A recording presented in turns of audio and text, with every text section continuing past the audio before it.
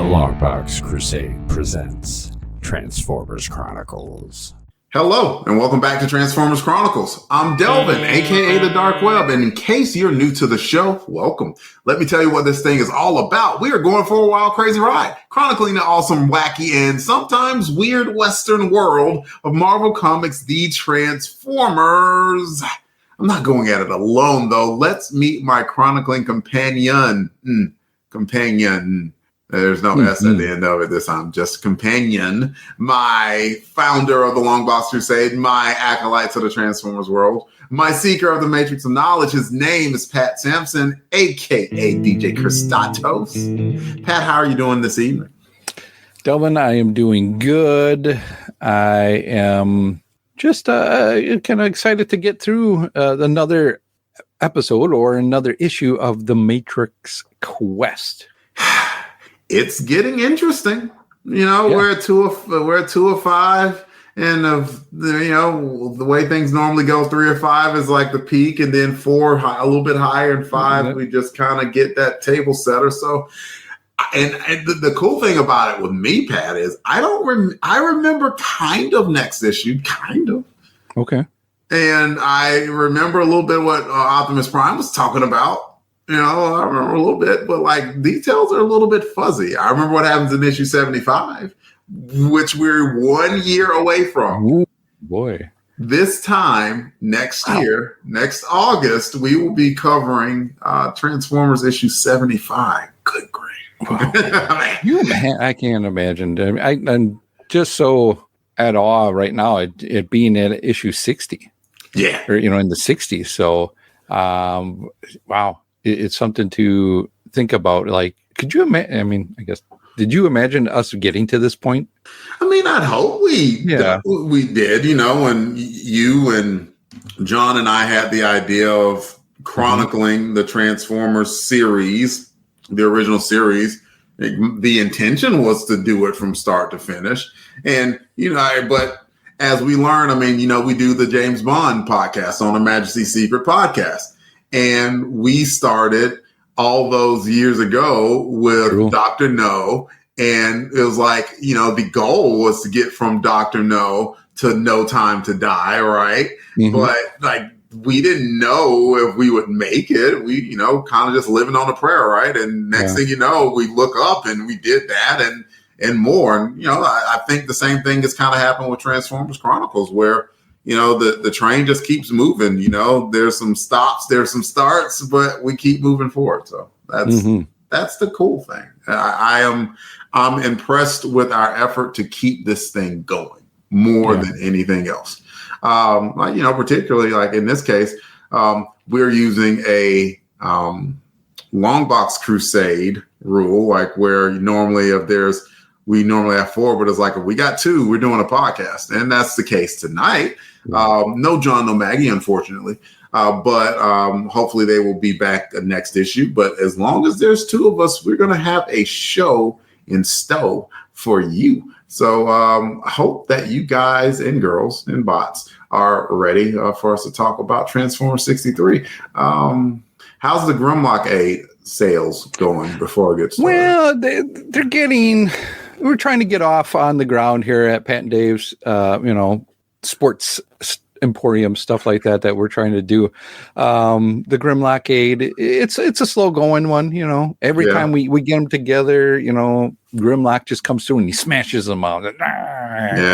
And just like, come on, Grimlock, just give us we want to get this product out there, but we're working on it. It's like the proverbial Dinobot in a China shop. Yes, exactly. But it's in a protein shop, and he's just like powder everywhere and everything. So much powder, and then trying to give him a bath to wash it all. The car wash of doom isn't around anymore, so we can't send him through that. I mean, if we combine that with some of your other businesses, like a lot of powder in there is kind of necessary. You know what? I'm not going to talk about that. We should definitely move on. The purpose of this podcast will be tackling all of Marvel's Transformers comics in order, starting with issue 1 and working our way to the series end at issue 80. We'll answer any questions that are brought up to the best of our ability and see how these books we loved in as a kid hold up to our eyes as an adult. Now, this podcast is guaranteed to be, you guessed it, more than meets the eye. So, Pat, let's see what happens when the I kind of forgot what I was going to say here. Right after the promo break. See what I did there? Oh, I see what you did there. Yes, there you go. I see what the alien vampire got your brain. Got my brain, man. Told me to set a spell, and I was like, okay, I'm going to do that. The Transformers will return after these messages.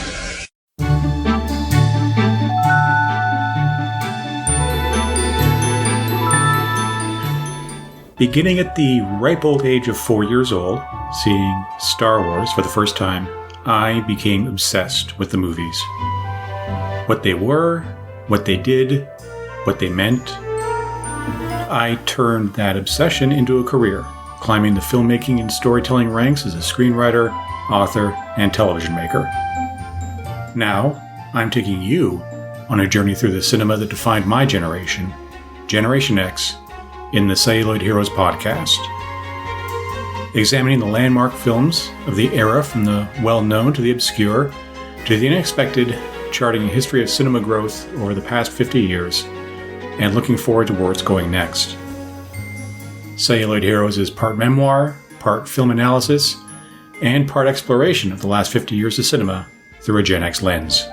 From the suburban adventures of Star Wars and E.T. the Extraterrestrial, to the Reagan-era cinema of The Right Stuff and Red Dawn, the sunny nostalgia that isn't of Back to the Future and Stand By Me, the year Generation X broke big with Reservoir Dogs and Dazed and Confused, the cautionary Los Angeles center tales of L.A. Confidential and The Limey, the last great golden age of blockbuster filmmaking with The Fellowship of the Ring and Pirates of the Caribbean, and concluding with the mournful ruminations of Inside Llewyn Davis and The Irishman. Celluloid Heroes will take a deep look at the themes, makers, and cultural context of this diverse array of films, and try to determine just what makes them so special to filmgoers, filmmakers, and to this fan in particular, as I chart a life through the movies that inspired me. It's also something of an autobiography of this young film fan who became a filmmaker himself, charting the good, the bad, and the ugly of a life in the creative arts with all of its triumphant moments and bitter defeats along the way. My name is Brad Abraham, and I welcome you to the Celluloid Heroes podcast, a proud member of the LONGBOX CRUSADE podcast network. Catch us monthly, and I'll see you there. We now return to the Transformers. Welcome back. The issue we'll be covering today is Transformers issue 63, and here's me with the cover description. All right, let's go. We got a Western theme going on here with the Transformers. You got the Transformers logo, and it is like it's branded almost like this red, fiery internal, and external is like this blue. And then they even framed the letters in yellow. So it's this really cool effect. What normally has the Autobot symbol on it, by the Transformers, it's been branded as a Decepticon symbol instead. And then there's some bullet marks that are going through it too. They went all out with the Western theme here. And we don't have any Autobots on the cover. We have Decepticons, most importantly, Thunderwing, in his whole Pretender shell, looking quite BA, if I must say. And he's saying, I've come from a Matrix, all Western style and everything. And then right by that, it says, you'll never forget the day they drifted in. Thunderwing and the Decepticons hit town. And it also advertises part 2 of 5 of the Matrix Quest. Matrix Quest has this nice little emblem. I'd be remiss if I didn't mention that Optimus Prime is pointing at us in the upper left logo like normal. And other than Nightwing, you had a saloon-looking thing, and you had some Decepticons, none of whose names I'm going to remember other than Ruckus in the background. And one of them is carrying a Decepticon brand that it looks like that was the brand that they stamped on the Transformers logo to begin with. Bam. That's a cover description, Pat. That is a cover description. Well, what did you think about the cover? Whoa, boy. Well, I kind of like the logo. It kind of grows on you a little bit. It does. Now that you understand the theme and what the story is about, it's interesting. And I like that they kind of rebranded it with the makeshift, branding of the Decepticons logo. The rest of it, Thunderwing looks menacing. He's got that look to himself, and holding that 4-barrel gun that he's got over on his shoulder. You don't want that coming down at you, and you don't want to be in a gunfight with him when it comes to that point. The rest of it, it's all right. We'll get to who the artist is on the cover, but I think it's you're looking at the name on it. It's a Atkins on it, but yeah, it's interesting. It's different, very different from what we've seen before. Like the coloring though. Coloring's making everything pop. I don't think there's any like odd off shading or coloring at that point. So what do you think? So just to help you out, it's Aiken, like Ian Aiken. If you remember, McKee usually has been paired with Brian Garvey a lot of times as an inking duo. So looks like they pulled Ian Aiken in from the bullpen to do this cover. I like the cover, I like that they went all in on the Western theme of it. I like Thunderwing in general because they portrayed him as being powerful, and he looks pretty powerful on that cover. He's holding that doggone hand cannon in his left hand, and on his pretender shell, he's got guns like shooting out of his doggone arm already.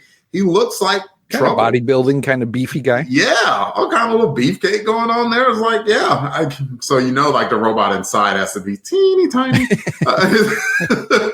but his outer shell looks all freaking buffed and jacked and everything. So it was cool, and the whole saloon theme is cool and is fitting of what happened in the issue, and was accurately portraying a part of what went on in the book too. So I don't have much to complain about.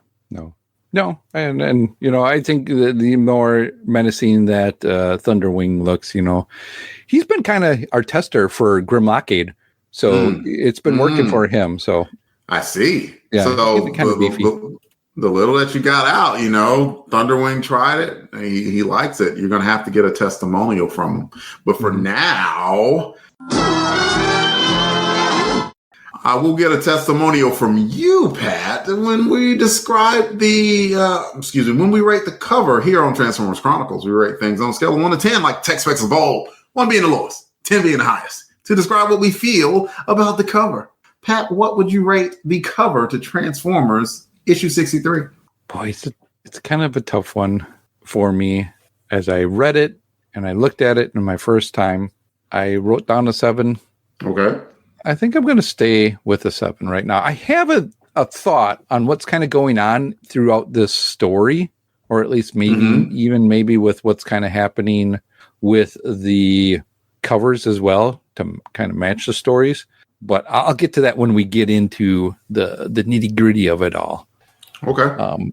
But yeah, is that my favorite one out of the Matrix one? Well, it's all right. It's a 7.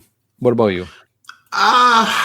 The inventiveness of the Western theme lets me bump it up to an 8. I feel it's a good cover. Especially, I'm always pleased when they, a fill-in artist basically does the cover, but they didn't just phone it in. You get what I'm saying? I get it. Yeah, I thought this was very well done. Everything's clean. Yep, everything's clean. It was a good idea. It didn't feel like Mr. Aiken rushed anything. And so I want to make sure I'm giving proper credit where credit is due by giving it an 8. But I think a 7, it's all eye of the beholder stuff anyway. But I think 7 is a perfectly good opinion myself. And I would say, ask me once we go through this. And if I had to going back again, maybe I'd bump it up again just because I know now what's happening. Yeah. Well, Pat, don't go on mute now. It's your time. So all right. You are up. It is time for Pat to read the cover credits for this issue. All right, Delvin, thank you. And we are again talking about Transformers issue number 63. Its on sale date was December 26th, day after Christmas of 1989. It's another cold winter summer. Probably the last time I'm going to be able to say 1989. So, end of an era, Pat. End of an era, yes. I'm going to miss you, 1989. Anyway, the cover date was February of 1990. Its cover price was $1. The story is by Simon Furman. Penciler is Jose Delbo. Inker is Dave Hunt. Colors go to Nelson Yamtov. Letters is Jim Massara. Editor is Don Daly. And cover credits is Ian Aiken, as we talked about earlier. This is all thanks to Mike's Amazing World and tfwiki.net. Back to you, Delvin. Thank you, Pat. Let's get to the synopsis. It is a world transformed, where things are not what they seem. It is the world of the Transformers. The Transformers, more than meets the eye.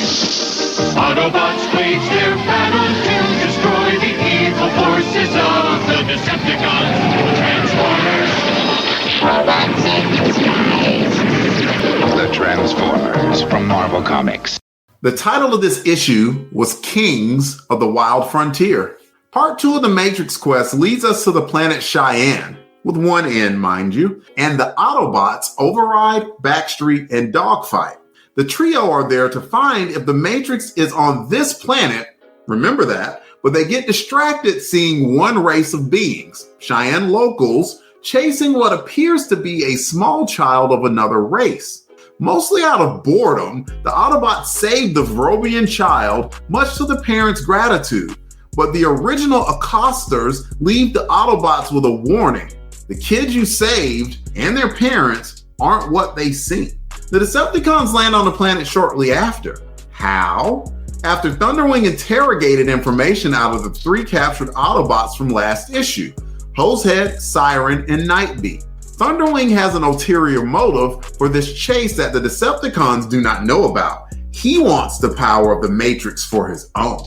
Back to the Autobots. It seems the more time they spend with the Vrobians, the more they forget about searching for the Matrix. And they may have forgotten about it altogether if Dogfight didn't get back into town with one of the Vrobians, because that's where the Decepticons were, which is a good and a bad thing for these 3 Autobots and Optimus Prime. Good in that eventually Dogfight broke from his trance and helped his friends break their trance from the Vrobians, who were psychic vampires, leeching on their desire for peace. But bad, and by the time that Cheyenne-based Autobots recovered from all of that, Thunderwing now has a leg up by moving on to the next destination faster than the Autobots. And what about Optimus Prime? Well, he can't shake this feeling that this whole Matrix thing is gonna end very badly. Let's talk about it. Me and Pat, so you know how we do, we're gonna have a discussion about stuff. So Pat, tell me what you thought about this issue. It was a very interesting issue. Just a lot of different things happening. We have just them and being up on this different planet where it's very Western. Yeah. And then you've this kind of feud going on in between the people or the species that live there. Yeah, they never said. I went back and looked to see if there was a name for the original, the people that were there. Yeah. Okay. Yep. Yeah, and, the original and not species. find it.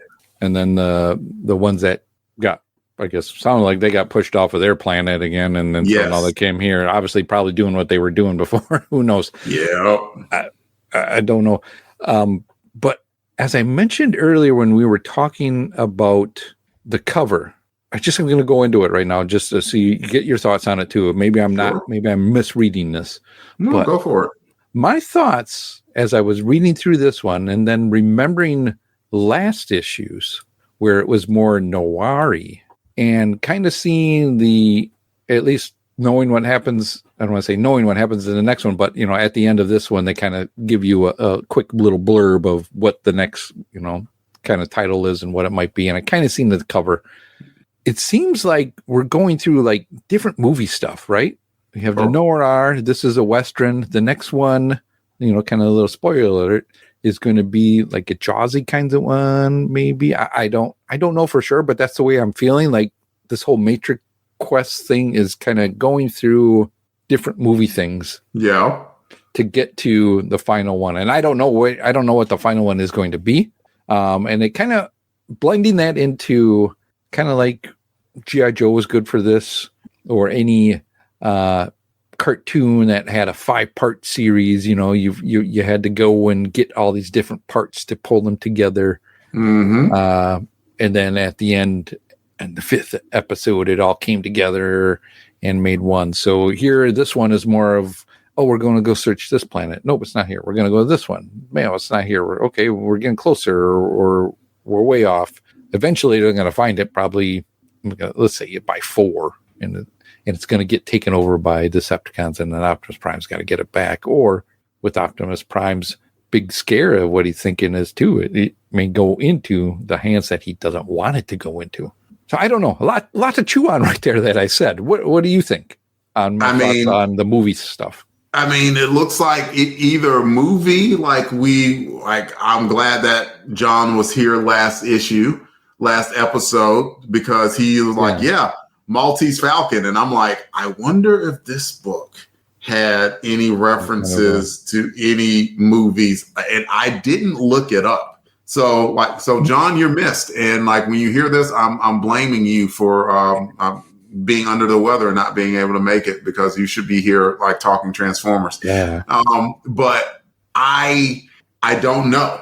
I don't know whether, but it definitely, even without, knowing if it were a direct reference to something, it still felt very, spaghetti Western, right? Yeah. Where, it felt like that too.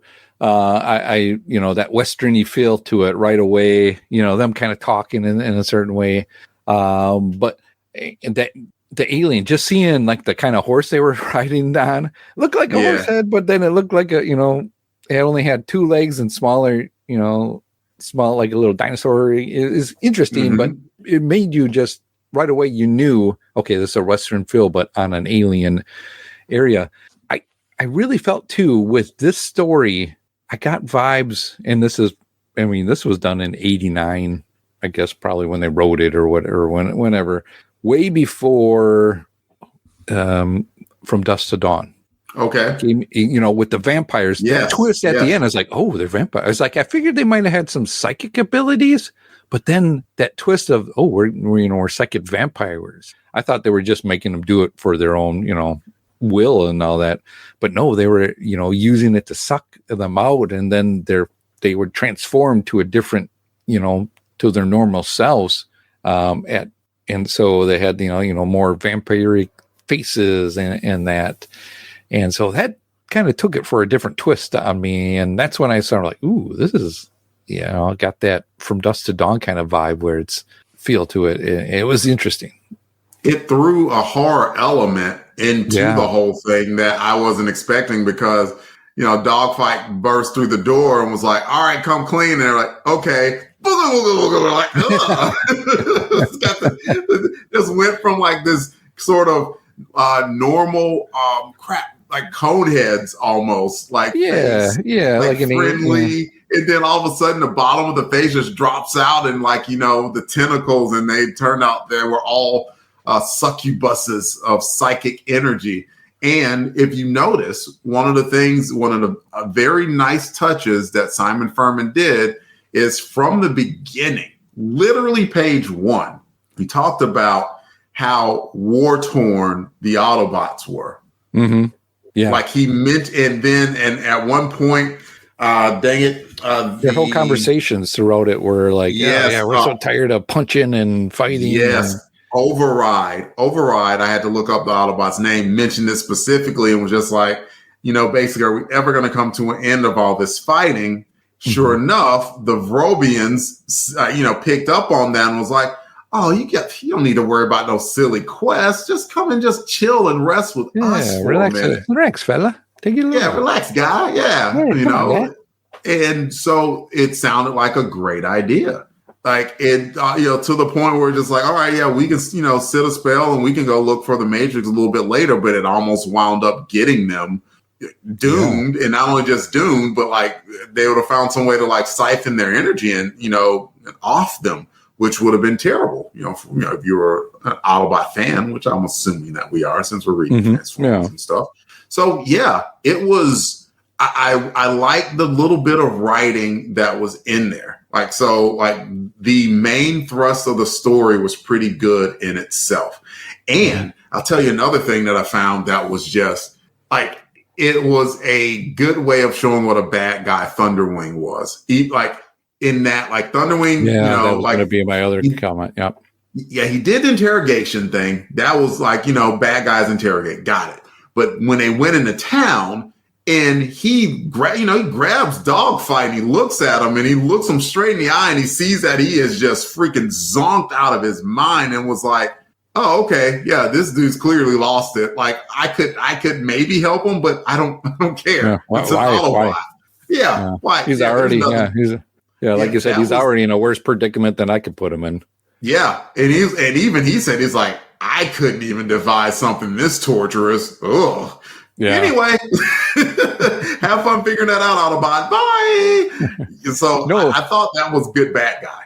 Yeah, no, it definitely. That was, I guess I'll call it the B plot on this one. You had the vampire plot going on, but the B plot was definitely Thunderwing and just his eviliness. I'm like, this guy is like, he could go against Megatron. Maybe he does. The way you give me that look, though, I don't know. Maybe I'm onto something there, but he had me going like, okay, this guy's dangerous. This guy, he's torturing the 3 Autobots that he captured, and whatever he's doing to him is like, like a worm, something like a mind leech, something. Yeah, mind leech. That doesn't sound fun. No, not at all. And then anybody else that would question him, or even the other Decepticons that, hey, I'm sorry to bother you. I told you not to bother me, but you said if when we get to the planet to let you know we're here. So I'm just telling you we're here. And you go, okay, I'm going to let you slide on that one. I'm like, oh, wow. This guy's kind of just his evilness, or his just forcefulness, I guess, is the way it seems like, if I had to guess, it seems like Simon Furman is setting him up to be a major baddie. I mean, that's fair, right? Yeah. Oh, yeah. No, there's always competition, I guess, in the Decepticon group of everybody claiming to be the best or to be on top of it all. And if you remember his name, he was introduced as Lord Thunderwing. Like, you don't get the title of Lord unless, you're at least doing something, especially if you're a part of the Decepticon army, right? The Decepticons are a group of meanies. They don't just throw, they don't stand much on circumstance as much as they stand on, being bad guys and destroying stuff and plundering and taking things for their own. That's, the Decepticon way. That's what they do. And sure enough, Lord Thunderwing was the head of the Cybertronian Decepticon contingent. So he had to have some power. Yeah, right? Yeah, I guess. Yeah, you're right. Yeah. So, I mean, we'll see. I wish I could, do the he's definitely fighting Megatron. I don't know. I will tell you that much. I don't know if that is a conflict that occurs, but as I mentioned to you before, hopefully you like him, because this will not be the last time you see him. If anything, he seems to be the Decepticon that is driving at least Decepticon part of the Matrix quest. He's that dude. Yeah. Like, that's who Simon wants as the bad guy. And so far, he's doing pretty good bad guy. He's found a way to get skin in the game. He wants to get ahead of the game. And he has an ulterior motive that even his henchmen don't realize. It's like, I want to take this power. Yeah, I want this power. Yeah, I'm not going to do it to Megatron. I'm not destroying it. I'm going to use this for my own. Yeah, Will it be successful? It's not for me to say. it is for the story to unfold and say itself. But I will say, I think that Lord Thunderwing is one heck of a player. Yeah, I would agree. And so I'm interested to see how his arc unfolds. How's that? Yep. I totally agree with you on that. I think he has been set up to be a big bad. And for how long, I don't know. I kind of hope that, he sticks around for a while. I kind of like him as a bad guy. I think he isn't as overly crazy as Megatron. I think he's a smart guy. Seems to be thoughtful. He obviously didn't do anything to, was it dogfight? Yeah. You're right. Yes. Dogfight. Yeah. Didn't do anything to him because, I already knew. It's like, okay, this guy's already whacked. I'm not going to waste my time on this guy. Yep. And so, but in a way kind of helped Dogfight get out of it too. And if we go back to that kind of story, how he kind of gets himself out of his head and kind of clears up his mind to then go back and save his other guys. Dogfight does. So, yeah. And I tell you, to me, but the ending with that, what they did, I'm like, yes, like, okay, yes, like a cult, like now Dogfight's fight with the main Verobian, where he, calls his gun to jam, which basically causes it to backfire on him. That they showed that, I was like, oh, yeah, this is a blast, close, blast. Yeah, the blast took him out, and then he goes to find his buddies, and his buddies was like, it was either them or us. Like, don't ask questions, and it's like, ooh, yeah. So, I mean, it's one of those things I kind of appreciate if you think about it, because, these are people in a war. These are warriors. And if anything, that's the main thing that the Verobian, he made a mistake. And he's like, basically like, you guys don't know how to fight. You don't know warfare. He's like, yeah, we do. Some of us have known nothing but warfare all of our lives. We just don't like doing it. Mm-hmm. So, yeah, that was interesting, too. I think that it is a good take on, like you said, they are against doing it if they had to. They are against doing it if that was their choice. Unfortunately, this particular instance, they were put in a situation where they had to. Otherwise, they're just going to get mind sucked again and just, and not get out of it. And in the end, I think they're unfortunately probably helping the people on the planet as well from, being taken control of by them as well. So the story changed once you knew that they were kind of vampires. It's like, okay, gloves are kind of off here with that and what they were doing to them. So it was a good setup too, though. It looked like these band of cowboys or whatever the heck they were. It looked like they were just bullying a child to the point where they were about to off a child. And it's like, whoa, who does that? Why would you do such a thing? And they even said, like, this is not what it looks like. I understand it looks like we're going after a small one of them, but like, these are horrible, terrible people, and we needed to take care of them. So, very interesting. Yeah. And I found we go back to how these particular characters were drawn. Mm-hmm. And I got the vibe, and you probably, the minute I say this, you're going to know it. And anybody listening that has read comic books, especially late 70s, early 80s, these look like the people that on the ads for those little people you can put in a fishbowl. I know what you're talking about. They swim around. They have those little faces of these people look kind of like those people. I got you. Again? I'm with you. And of course, see people or you know what I mean, though. I do, and I'm not going to remember it, but I do know what you're talking about. Yeah, because you would put them in the thing, and then they would kind of grow to be little people. But I think they were just like little shrimpy kind of things or something. And I tell you, man, just I'm happy with.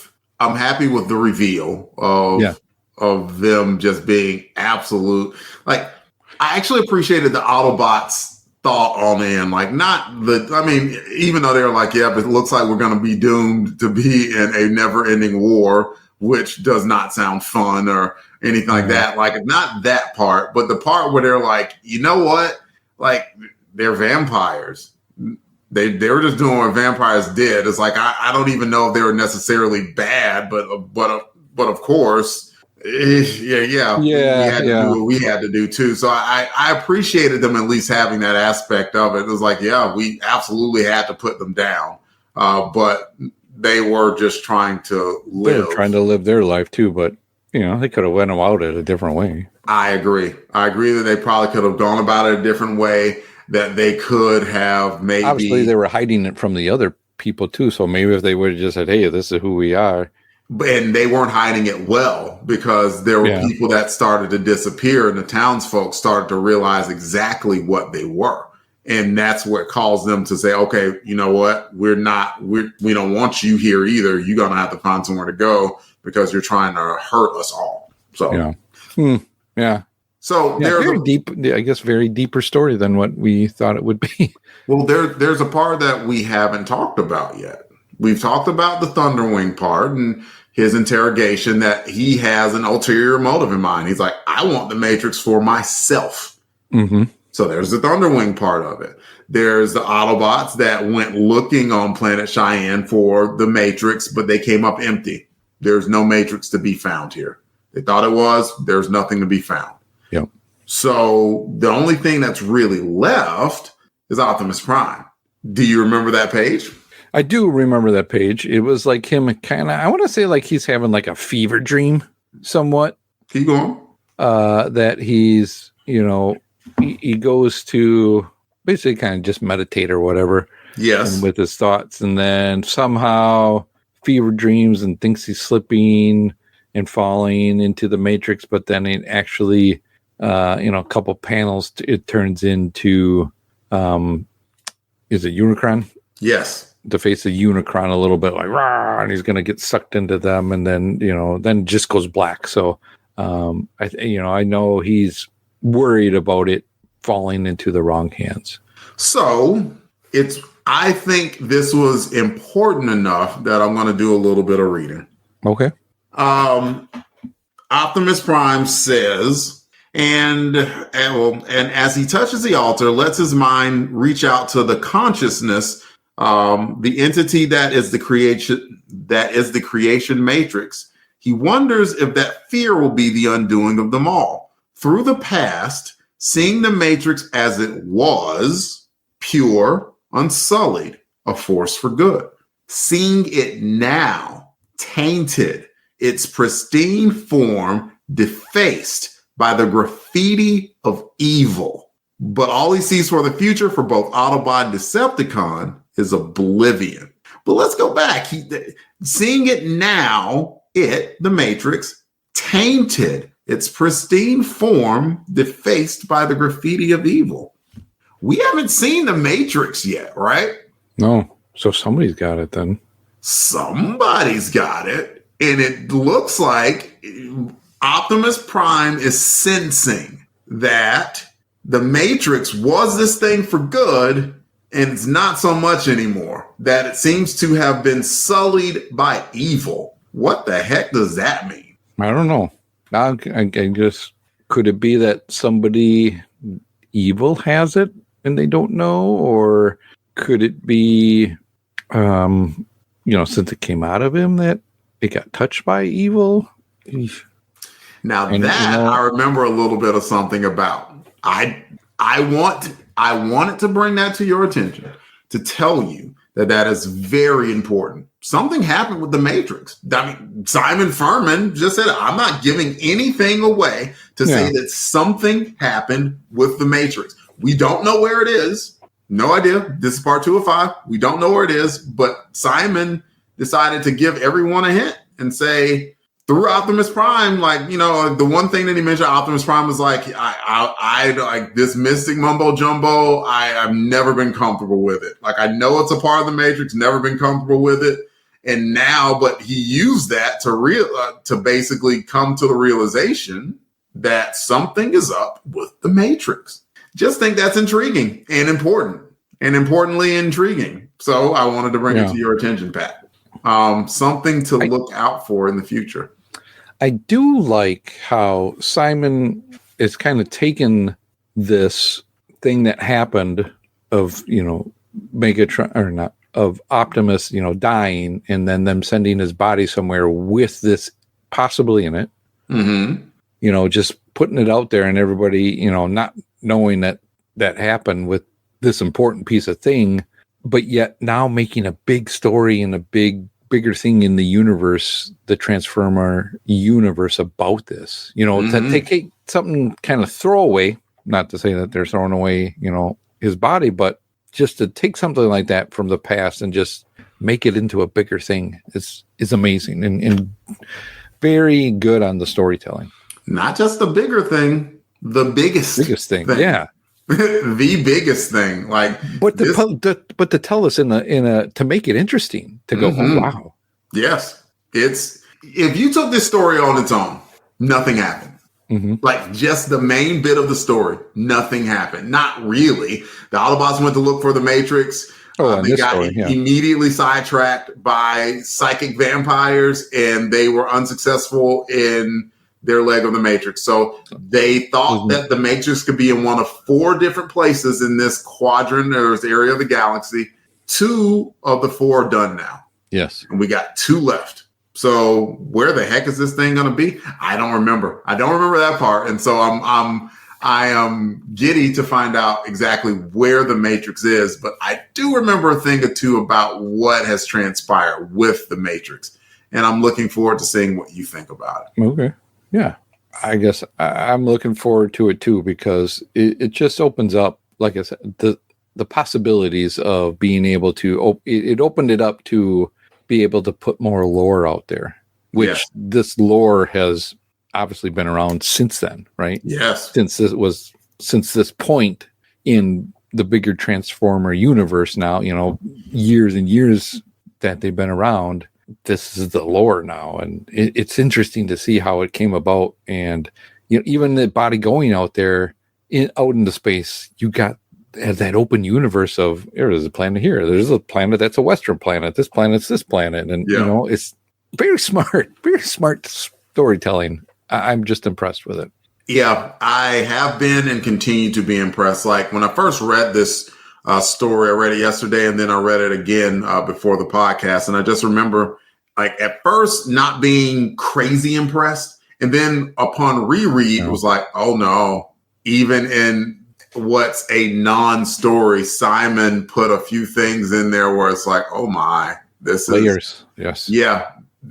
It was layers, and it was necessary storytelling, and within all of it, he just puts in this tiny little small detail that was worth repeating, because he gave away part of the game, in that, okay, the Matrix is out there and it's been tainted, and you're like, huh? How? Yeah.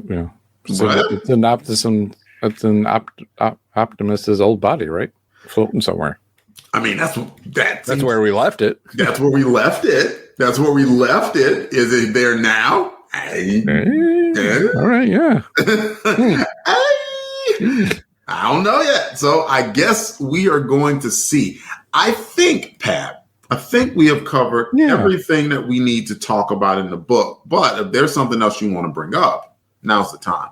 No, I think we did. We've covered a lot in this. Okay, great. Well, in that case, we should talk about who had the touch in the book, Pat. We do that part of it. Who had a touch in the book? Or who stood out the most? Be it Autobot, Decepticon, or Verobian. Would you like to go first and say who had the touch to you? Well, I'm gonna just have to go with Dogfight in this one. Did he have the touch? Yeah, at least he had the ability to shake off the mental distraction or the trap that he was in and save his other Autobots. I'm glad he was able to do that, because for a while it was looking dicey, wasn't it?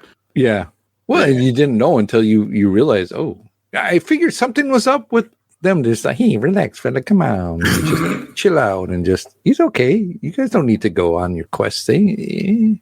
Just help, hang out here with us. We're fine. They had him sit. The funniest part is in the house. They're in these people's house, and they're all like in a lawn chair. They got their Autobots, got their feet up.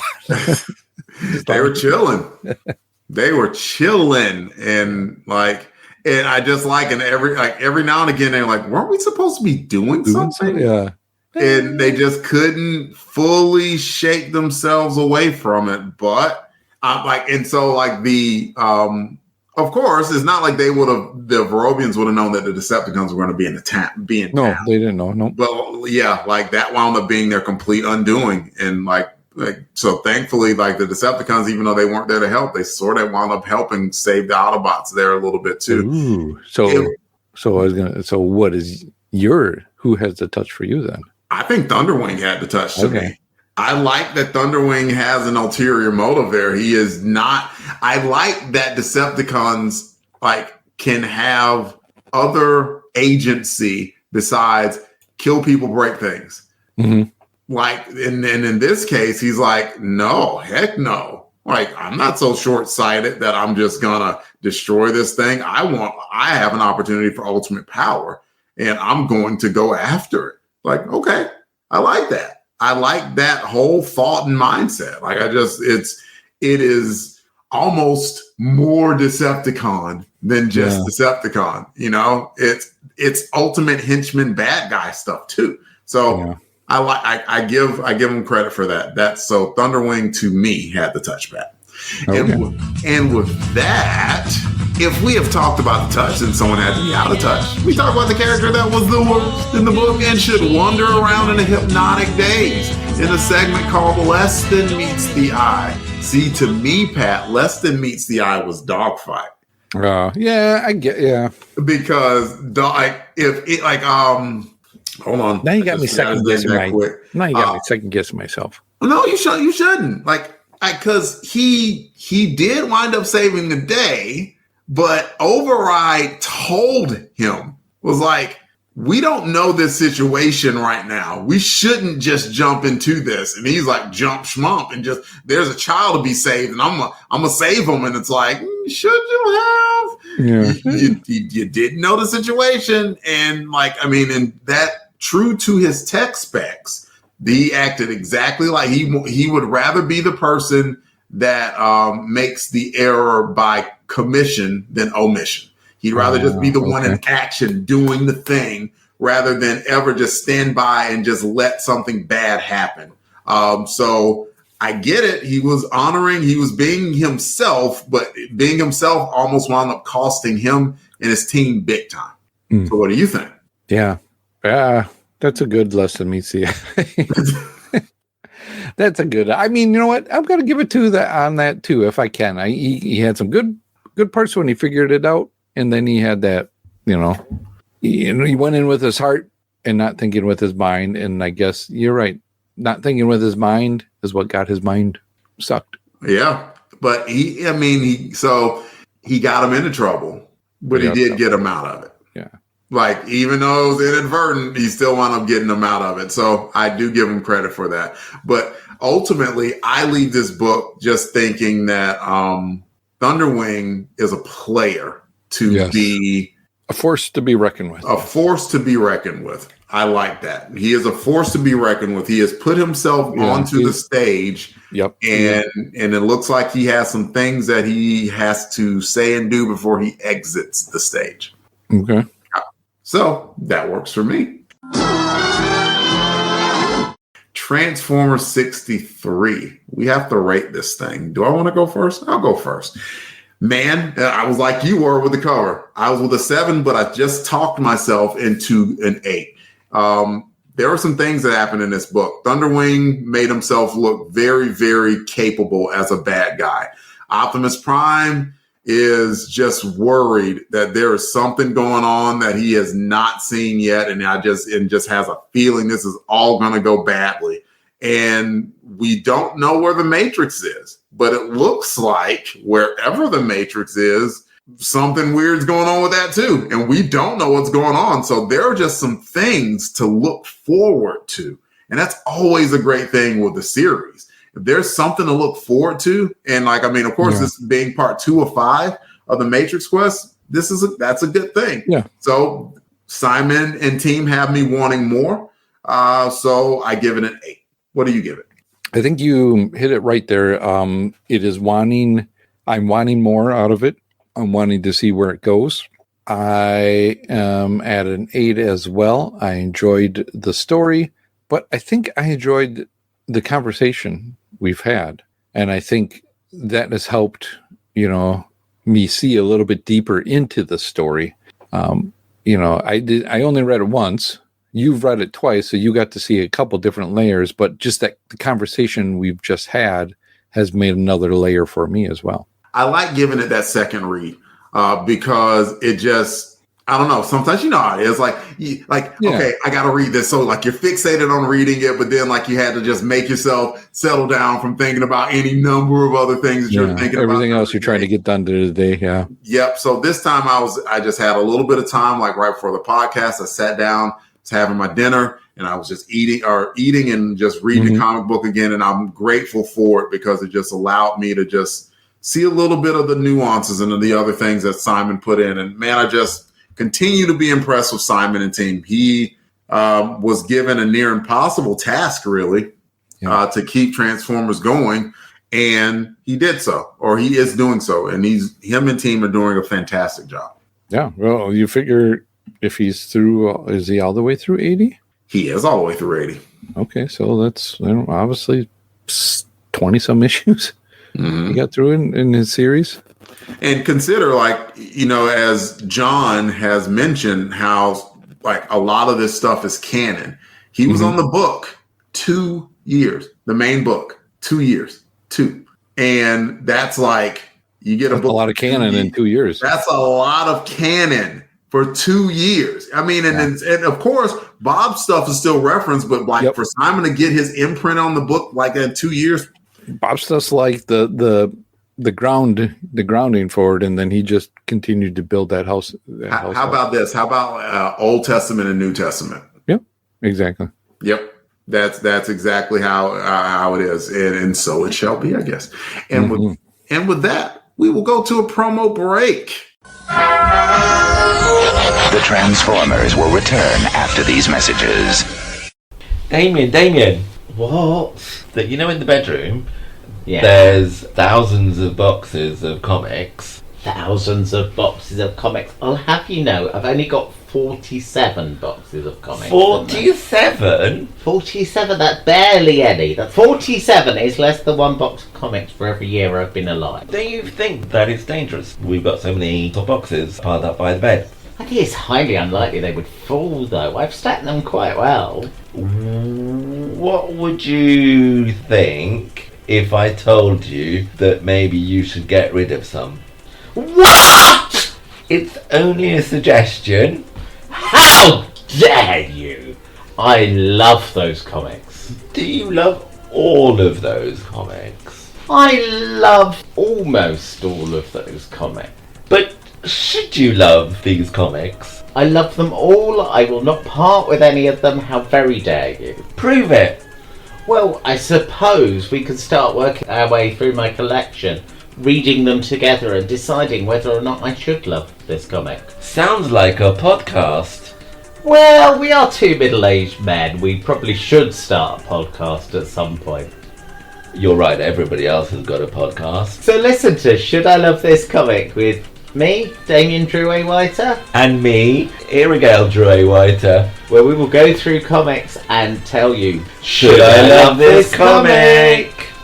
Go to shouldIlovethis.blogspot.com where you can find all our latest episodes. You can also see a gallery of images that we talk about in the episode. Should I love this comic? I think so. What do you think? We now return to the Transformers. Now's the time for transmissions, where we heap praise upon the audience for listening to us, and we are going to dip 2 times in it. Pat said, I got 2 issues for 2 times. Remix. We are going to do Transformers Chronicles 58 and 59. Let's see. All right, we will read social media shares and retweets from Transformers Chronicles 58. Pat, start us off. All right, I'm going to start us off with Coffee and Comics. Jared Albrecht, the yard sale artist. Thank you, Jared. Kurt Spencer. Alan E. Boyce Jr. Matt Passo. My lovely mother, Deborah Smith. Thank you, Dame Deborah. And we had one episode comment from Kelvin Chan, who I don't know if we've heard of before. And he said, no. Supreme Power Master Optimus Prime with like the smiley face with the tongue out emoji. Like, so I guess Kelvin likes him some Power Master Optimus Prime. That was the cover where he was like, Yeah. It looked like Optimus Prime was going cray-cray a little bit. All right. That was 58. But we have 59 as well. So Pat's going to start us off with social media shares and retweets there. I'll start us off with G.I. Gary. Thanks, Gary. By Sonors 007. Coffee and Comics. Mr. Beeper 96. Alan E. Boise Jr. And Matt Passo. We got a few comments from 59, which was the end of the part 4 of Simon Furman, which was just freaking fantastic. Skin Deep, Starscream going all crazy. You had Megatron getting pushed into some explosives by Ratchet, just all sorts of craziness. G.I. Gary says, great issue. I agree that Furman did a great job in the transition from Budiansky to his style, and that cover rocks. Grimlock is the best. Grimlock, yes. I'll take our next one from Matt Passo. Matt says, excellent episode, R.I.P. Ratchet. Why? Why did it have to be Ratchet? Wait, I'm sure he'll just go see the Autobot medic. Oh, wait. He is the medic. He is the medic. Maybe he's got the Matrix. Maybe he's got the Matrix. Maybe that's it. Maybe Ratchet just has it all along. Next up is Aaron Henley. He says, the only question is, are we talking a big name or a Micromaster whose toy was discontinued 2 years prior to the issue release that was a peg warmer to begin with? I mean, after the Starscream Underbase Saga's body count, there's not that many big names left. No. Yeah. Like, I mean, and consider that too. Like Bob, like blew up most of the Transformers. And of course, you know, there was an ulterior motive. What's that ulterior motive, Pat? Mm-hmm. To sell toys, right? Yep. You know, like it's still a toy comic, still a toy property. Like, so there's more toys to talk about. But then the bad side of that is like all the toys that you knew and loved were blown up, right? So that's not great. So like that's another hurdle that Simon had to work through that he did so masterfully. So once again, Mr. Furman, please take a bow. I hope he hears this one time and just know that people are still talking well about his product. If we happen to miss a few, we apologize. It's a good problem to have, but we don't want to forget to recognize anyone. You ping us on X, Facebook, Instagram. We will correct it the next issue. Ladies, gentlemen, robots, that is the show. Please come back and join us for the next episode where we discuss Transformers issue 64, where the Matrix Quest moves to part 3 and from the desert to the sea. If you'd like to hear more from us, the Longbox Crusade, y'all, we're a lot of places. Twitter X, Facebook, Instagram. Look for Longbox Crusade. You will find us. We're on most podcatchers as well. Apple Podcasts, Google Play, Spotify. Look for Longbox Crusade. You will find us. You will also find Transformers Chronicles on its own separate feed if you want to just look at or listen to Transformers Chronicles stuff. We will absolutely love for you to partake in any and all of the stuff that's Longbox Crusade. But if you only want Transformers Chronicles, you can find that on the podcatchers as well. We have a YouTube channel for Longbox Crusade. Please subscribe. We have a do it live stream once a month, every second Sunday. I have a podcast, New Warriors Come Out to Play is what it's called, that I host every second Tuesday of the month. Jared does one called Best Under 5, where he talks about a comic book, a movie that has a rating on imdb.com of 4.9 or less. that he often does with Black Belt Chris, but he's had some hosts as well, or guest hosts as well. There's even a voicemail. You can leave us voicemail comments for this show and others. 707-532-5269. That is 707-532-LBOX. Pick up the phone. Pick up the phone. I suck your brain out. And you can also email us super old school, contact at longboxcrusade.com. Pat, thank you for being my companion on this journey, my friend. Tell us where you can be found on the internet. Well, Delvin, I'm glad you asked. You can find me on the X at Christatos01. Delvin, where can you be found? You can find me on Threads. You can find me on Instagram at Delvin Ray. See you all next time. And remember, freedom is the right of all sentient beings. Till all are one. Till all are one. Sir. Yeah! All songs, song clips, and characters discussed are copyright of their respective copyright holders, and no infringement is intended, and it is for entertainment purposes only. We are just fans that like to share our love of comics.